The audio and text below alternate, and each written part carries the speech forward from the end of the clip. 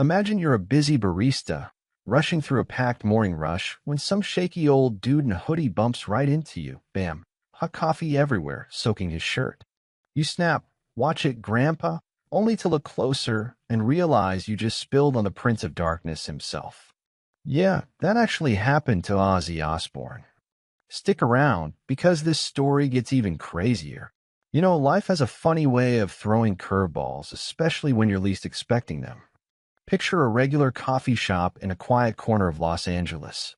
Nothing fancy, just your everyday spot with the smell of fresh brews, the hiss of the espresso machine, and that constant line of people needing their fix before the day really starts. It's one of those mornings where the place is slammed, cups clattering, names being called out, and everyone's moving fast. Behind the counter is this young barista. Let's call her Sarah for the story.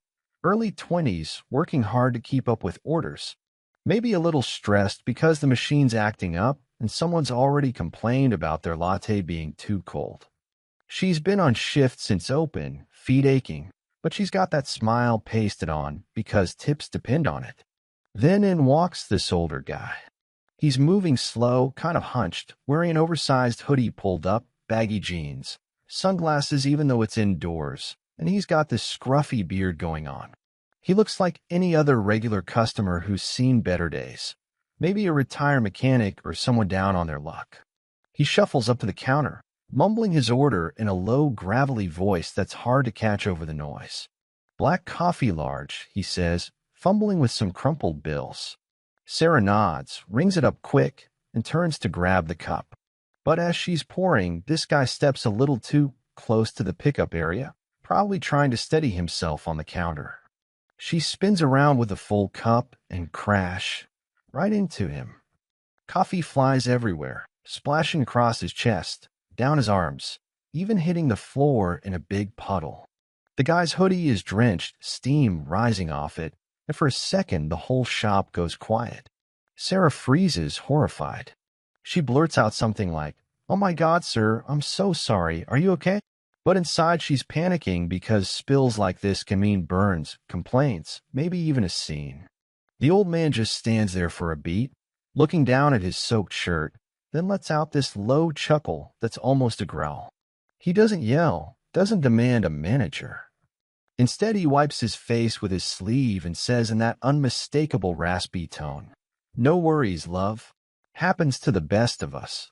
Sarah's trying to hand him napkins, offering a free replacement, anything to smooth it over, but she's noticing something off.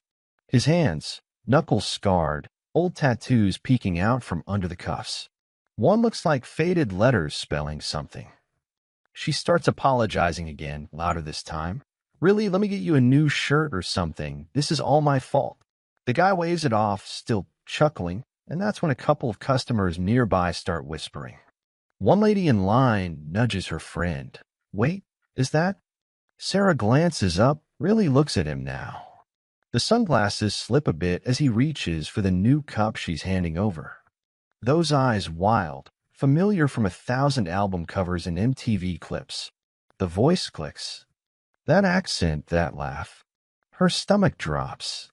It's not just any clumsy old guy. It's Ozzy Osbourne. The Prince of Darkness, Black Sabbath legend, the man who bit the head off a bat on stage, standing in her little coffee shop looking like he just rolled out of bed after a long night. She stammers, "Are you?" "Ozzy." He grins, that crooked famous grin, pulls the hoodie back a little and nods. "Guilty as charged, darling." The shop erupts. Phones come out, people gasp, someone yells, "No way." Sarah's face goes bright red. She just spilled hot coffee all over one of the biggest rock stars alive. But Ozzy, he's cool about it. He takes the fresh coffee, sips it right there, and says, "Tell you what, this is the best damn wake-up I've had in years." He chats with her for a minute, asks how long she's been working there, cracks a joke about how he used to spill more than that back in the day, with too much whiskey in his system. Turns out he was there incognito, trying to enjoy a normal morning without the paparazzi or fans mobbing him. He'd been in the neighborhood for some appointment, figured a low-key spot would be safe. No security detail, No entourage, just him blending in as the clumsy old guy. Sarah can't believe it. She's shaking, half laughing, half mortified. Ozzy signs a napkin for her, tells her not to worry about the shirt, he's got plenty, and even tips her way more than a coffee cost. As he heads out, waving to the stunned crowd, he turns back and says, "Next time, I'll wear a raincoat." The video of that moment, someone caught it on their phone. It blew up online fast. Millions of views, people sharing it with captions like, "Barista versus Ozzy, round one to the coffee." But the real story goes deeper than the spill. Ozzy's always been that guy who could go from chaos to charm in a heartbeat. Think about his life. Decades of wild tours, health battles, family drama on reality TV. And yet here he is, laughing off a coffee bath like it's nothing. It reminds you that even icons have ordinary moments, and sometimes those moments are the best ones. Sarah later said in an interview she never expected her worst shift to turn into her favorite memory. She kept that signed napkin framed behind the counter. And Ozzy? He probably went home, told Sharon the story, and they had a good laugh about it over another cup, probably a bigger one, knowing him. People couldn't get enough of the idea that Ozzy Osbourne, the guy who defined heavy metal rebellion, got taken down temporarily by a simple latte spill. But what made it stick wasn't just the funny accident. It was how he handled it. No diva meltdown, no lawsuit threats, just pure class wrapped in that signature Ozzy humor. Fans started sharing their own stories of random Ozzy sightings over the years. Him at a grocery store buying ice cream, wandering a hardware store looking for tools, or sitting quietly in a diner. He loved going under the radar, disguising himself in plain clothes to feel normal for a bit. That coffee shop day was one of those rare glimpses where the disguise failed spectacularly, and honestly, it made him more human to everyone watching.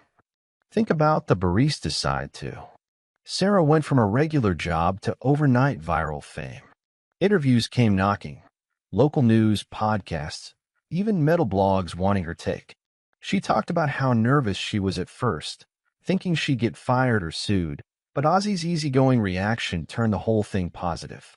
The shop owner loved it. Business spiked for weeks with people coming in hoping to recreate the moment or just to say they visited Ozzy's coffee spot.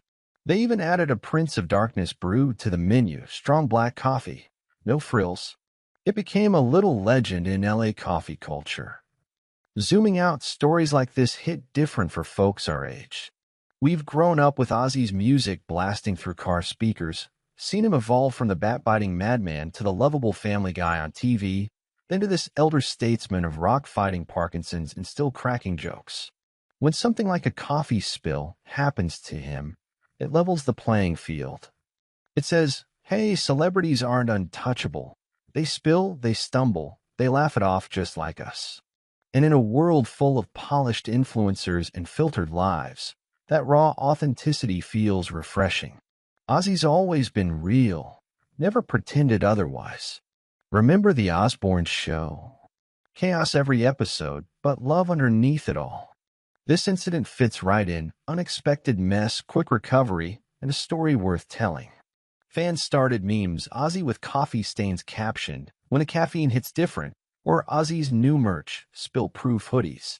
He even referenced it in a later interview, saying something like, "I needed a shower anyway." Classic Ozzy. Looking back, it ties into bigger things about his life. He survived so much: addiction battles, near-death accidents, losing bandmates, health scares. And a little coffee doesn't faze him. It's a reminder to not sweat the small stuff, to roll with punches, and maybe treat everyone kindly, because you never know who's standing in front of you. That barista could have met anyone that day, but fate picked Ozzy, and it turned a mistake into magic. For those of us who followed his career for decades, it's another chapter in the book of Ozzy surprises. The man's lived 1,000 lives, and he's still out here making ordinary days extraordinary without even trying. So next time you're in a coffee shop and some older guy bumps into you, take a second look. Smile, hand over the napkins, and who knows, you might just be part of the next great rock story. Thanks for hanging with me on this one. If you've got your own crazy celebrity run-in, drop it in the comments. Hit like if this made you smile, subscribe for more wild, true tales, and I'll catch you in the next one. Stay rockin'.